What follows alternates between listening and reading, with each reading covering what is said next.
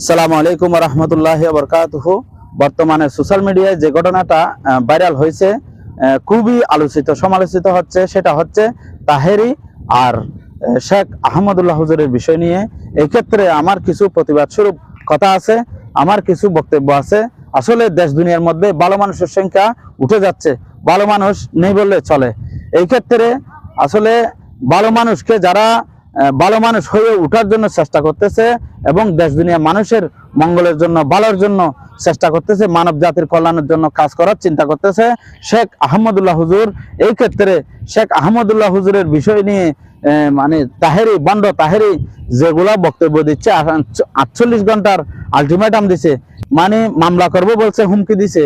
কি এমন অপরাধ করছে? হযরত মুহাম্মদ সাল্লাল্লাহু আলাইহি সাল্লামকে আল্লাহ তাআলা নবুয়ত দিয়েছে, আদম আলাইহিস সালামের আগে থেকে নবী আসবে দুনিয়াতে, সেই বিষয় নিয়ে সোশ্যাল মিডিয়ায় ভাইরাল হয়েছে ব্যাপকভাবে।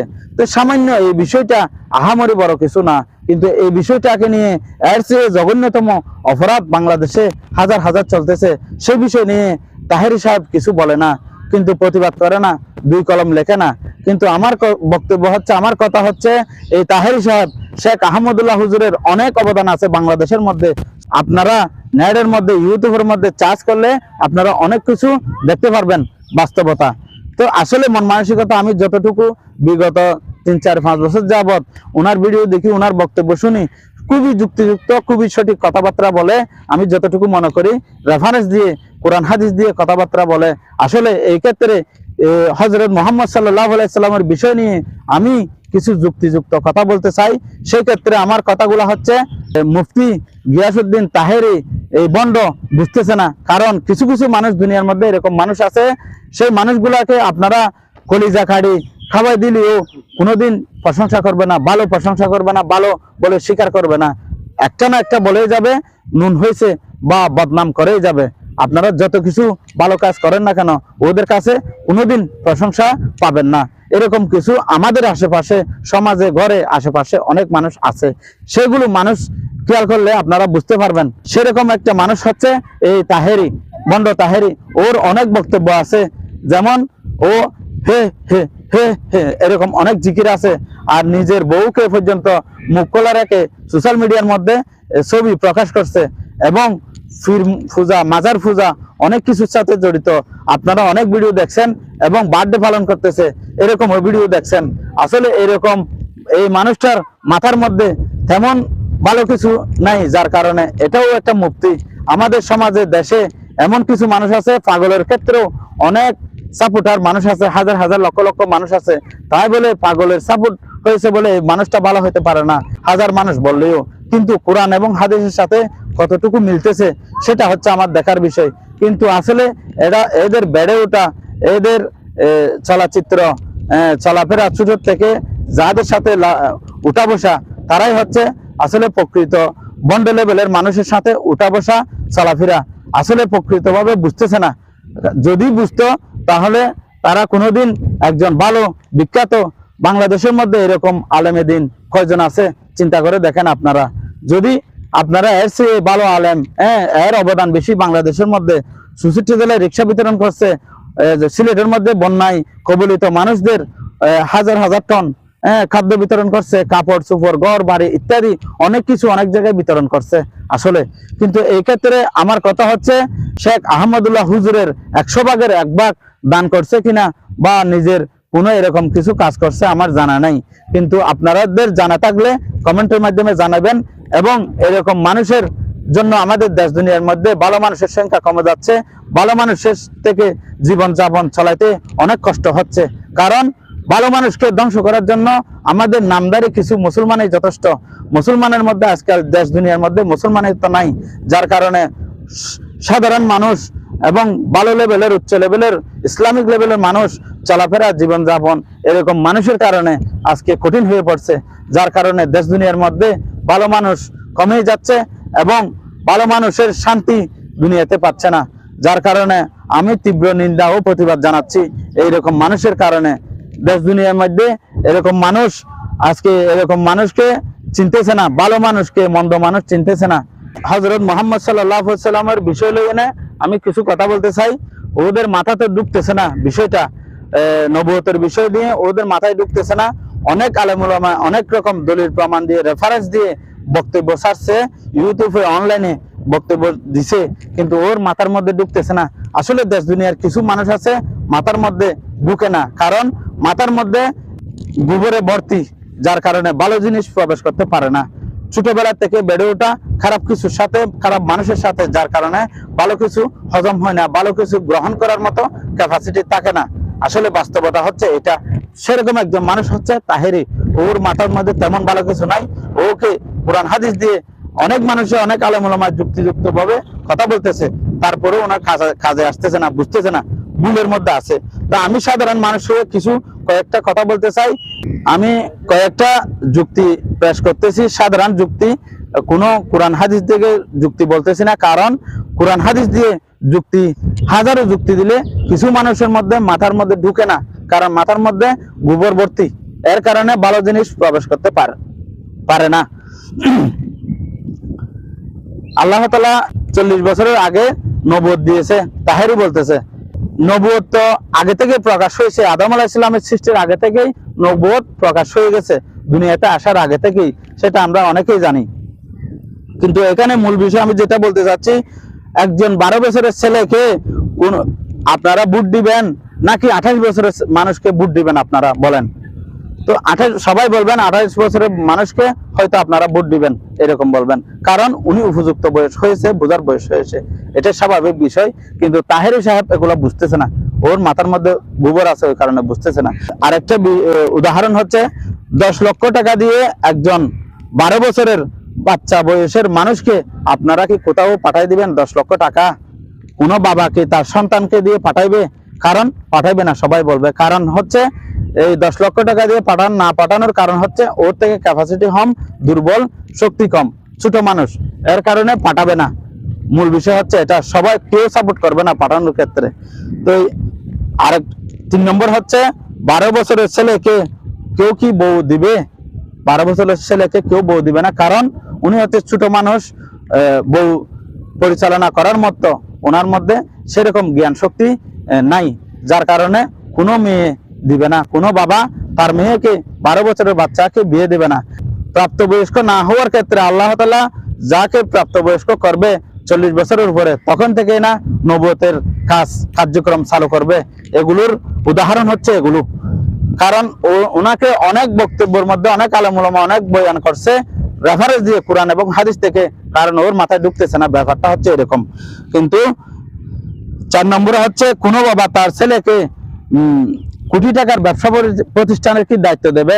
12 বছরের একজন ছেলেকে দিবে না। অবশ্যই সবাই বলবে দিবে না, কারণ 12 বছরের ছেলের যোগ্যতা হয় নাই, যার কারণে দেবে না। কিন্তু বাবার ওয়ারিশ সূত্রে ও একদিন কি মালিকানা দাবি করতে পারবে, মালিকানা হবে অবশ্যই সেই ক্ষেত্রে। কিন্তু 12 বছর বয়সে কেউ দায়িত্ব দিবে না কোনো বাবা তার ছেলেকে। তো 5 নম্বরে হচ্ছে আপনার ছেলেকে বাইক, 12 বছরের একজন ছেলে যদি সে বাইক চালাতে পারে সম্পূর্ণ ঠিক আছে, কিন্তু কোনো বাবা কি 12 বছরের ছেলেকে বাইক কিনে দেবে চালানোর জন্য? অবশ্যই দিবে না, কোনো মা বাবা দিবে না, কারণ 12 বছরের ছেলে নিরাপদ নয়, বাইক চালানোর ক্ষেত্রে উপযুক্ত হয় নাই, এবং দেশের মধ্যেও সেটা আইন কানুন ভাবে বাধা আছে, যার কারণে বাইক চালানোর অনুমতি দিবে না, বাইক কিনে দিবে না নিজের মা বাবা। এটাই হচ্ছে বাস্তবতা। কারণ ওই যে 25-30 বছর হয়, একটা বাইক কিনে দেওয়ার মতো বয়স হবে, তখন কিনে দেওয়ার যুক্তিযুক্ত আছে, দেশের মধ্যে ধরবে না, আইন কানুনে। নমরুদকে যেভাবে মশা নাকের থেকে মশা ঢুকে মগজে ঢুকছিল, সেভাবে ফায়ের জুতা দিয়ে মারতে মারতে এই নমরুদ একদিন মরে গেছিল। কারণ আল্লাহ তাআলা কাছে এরকম নাফরমানি করত, নিজেকে খোদা দাবি করত, যার কারণে আল্লাহ তাআলা শেষ পর্যন্ত এত গাদ্দারি করছিল পৃথিবীর মধ্যে, রাজত্ব করছিল, আল্লাহকে অবমাননা করত। কিন্তু এই নমরুদ বাঁচে থাকতে পারে নাই। সাধারণ একটা মশা দিয়ে এই নমরুদকে আল্লাহ তাআলা দুনিয়া থেকে বিদায় করছে। এই মাথার মধ্যে স্যান্ডেল দিয়ে জুতা দিয়ে মারতে মারতে তার সৈন্য সেনা, আশেপাশের সৈন্য সেনা দিয়ে মারতে মারতে মরে গেছিল এই নমরুদ। কিন্তু এরকম তাহেরির ক্ষেত্রে তো একই ঘটনা ঘটবে। এরকম ভণ্ড, এরকম মানুষের কারণে আমার প্রিয় হুজুর শেখ আহমদুল্লাহ হুজুরের বিষয় নিয়ে খুবই কষ্ট লাগতেছে, যার কারণে এরকম ভণ্ড তাহেরিকে আমার মন চাইতেছে একটা জুতা পিটা করি। কারণ এরকম মানুষকে যে আপনারা দেশে সমাজে এরকম মানুষের রাজত্ব বেশি, কারণ খারাপ মানুষের সাথে অনেক খারাপ মানুষ জড়িত হয়, কারণ খারাপ মানুষের সংখ্যা বেশি দেশ দুনিয়ার মধ্যে। তো এরকম পাগল ছাগলকে আমি জুতা পিটা দিয়ে আমি প্রতিবাদ জানাইছি, কারণ এর থেকে জুতা পিটা দিলেও এরা বুঝবে না, কারণ কিছু কিছু মানুষের মন মেজাজ এরকম, তাকে শাস্তি দিলেও বুঝে না, তারপরেও ওনাকে আমি জুতা পিটা দিচ্ছি। এরকম ফালতু একজন থার্ড ক্লাস লেভেলের মানুষ আপনারা প্রতিবাদ করুন। মান সম্মান নিয়ে খেলা করে, সেক্ষেত্রে আল্লাহ তাআলা সহ্য করবে না। ভাই বন্ধু প্রতিবেশী, আমাদের দেশে দুনিয়ার মধ্যে এই যুগে ভালো মানুষের সংখ্যা কমে যাচ্ছে। একটাই কথা, আপনাদের আশেপাশে মসজিদ কমিটি বলেন, সভাপতি বলেন, সেক্রেটারি বলেন, অনেকেই বেশধারী মুসলমান আছে, তারাও নামাজ পড়তেছে, হ্যাঁ এরকম টুপ গায়ে দিচ্ছে, জুব্বা গায়ে পড়তেছে, কিন্তু নামাজ পড়তেছে, টুপি দিচ্ছে, ঠিক আছে, কিন্তু আসলে তাদের মধ্যে সুদ ঘুষ, হ্যাঁ বনের জায়গা দিচ্ছে না, টাকা পয়সা মেরে খাচ্ছে, সুদ ঘুষ খাচ্ছে, হ্যাঁ নিয়মিত ভাই বোনদেরকে জায়গা জমিন দিচ্ছে না, আশেপাশের মানুষকে অনেক রকম অন্যায় অত্যাচার জুলুম করতেছে।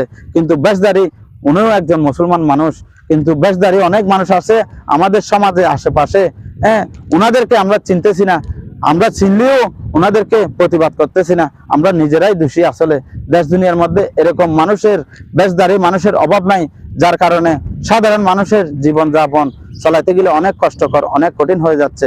ভাই বন্ধু প্রতিবেশী দেশবাসী, আপনাদের কাছে আমার একটা রিকোয়েস্ট, অনুরোধ, মুখোশধারী ভালো মানুষের থেকে আপনারা দূরে থাকবেন, এবং আপনারা নম্রতা ভদ্রতা এই আলেম শেখ আহমদুল্লাহ হুজুরকে যেভাবে হয়রানি করতেছে মামলা হামলা দিয়ে এবং মান সম্মান নষ্ট করতেছে, আল্লাহ তাআলার কাছে অবশ্যই জবাবদিহি করতে হবে।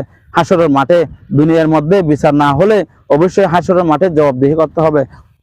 যেরকম মিথ্যা অপবাদ দিয়ে আরেকজন বন্ড তাহেরির ভক্ত একজন যেভাবে ওনার ক্ষেত্রে মানে মিথ্যা অপবাদ দিচ্ছে, গতকালকে একটা ভিডিওর মধ্যে দেখছি, সেটা হচ্ছে আহমদুল্লাহ হুজুরকে নাকি পাওয়া যাচ্ছে না, সেরকম শোনা যাচ্ছে। কিন্তু খুতবা দেওয়ার জন্য আজকে একটা মসজিদে খুতবা দেওয়ার একটা স্ট্যাটাস আমি দেখছি আজকে, তো কিন্তু পাচ্ছে না বলে অনেকে অনেক রকম ভিডিও বানাচ্ছে। তা আসলে দুর্ভাগ্য আমাদের মুসলমান জাতির মধ্যে ভালো মানুষ আমরা চিনতেছি না, এটা হচ্ছে আমাদের মনের মধ্যে ভালো, দিলের মধ্যে ভালো কিছু নাই, যার কারণে আমরা ভালো মানুষ চিনতেছি না। এটা খুবই আফসোসের বিষয়, খুবই কষ্টের বিষয়।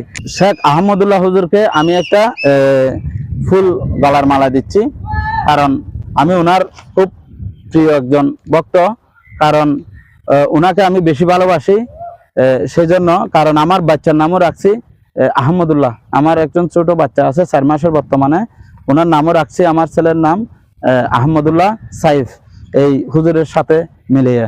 তো তুলে ধরার ইচ্ছা আছে, আপনারা প্রতিবাদ করুন। এটা আমাদের পুরা মুসলমান জাতির জন্য অনেক বড় একটা নিয়ামত, কারণ এরকম মানুষ আমাদের দেশে থাকলে, দুনিয়াতে থাকলে আমাদের জন্য অনেক কল্যাণকর। কারণ সত্য সঠিক সৎ মানুষ দুনিয়াতে একজন মানুষ থাকলে আল্লাহ তাআলা এই দুনিয়াটা ধ্বংস করবেন না, কিন্তু এরকম যে সে সত্য সঠিক সৎ মানুষের পিছনে যে সে উঠে পড়ে লাগে এরকম মানুষ, তাহলে দেশ দুনিয়া থেকে আমাদের ভালো মানুষের সংখ্যা কমে যাবে, এটাই বাস্তবতা।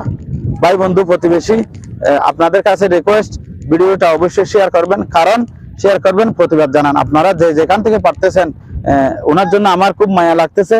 ওনার আমি একজন খুবই ভক্ত, কারণ ভক্ত বলতেছি ওনার সম্পর্কে যতটুকু কোরআন হাদিস থেকে রেফারেন্স দিয়ে কথা বলে আমি অন্য আলেম ওলামার মধ্যে খুবই কম দেখতে পাই, এরকম বন্ধর থেকে নেই বললে চলে।